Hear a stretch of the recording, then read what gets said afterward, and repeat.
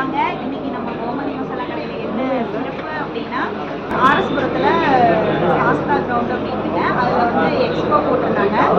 அதில் வந்து மசாலா சத்து மாவு இதெல்லாம் எடுத்துகிட்டு வந்திருக்கிறேன். அப்புறம் வந்து ராகி உருண்டை, கம்பு உருண்டை, முறுக்கு, அதிரசம் எல்லாமே கொண்டு வந்து சேல்ஸ் பண்ணுறதுக்கோசரம் வந்துருக்கேன்.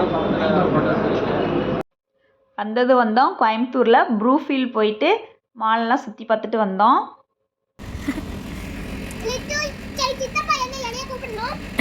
சித்தப்பா உன்னை யார் தூண் கூப்பிட்டா போதும்.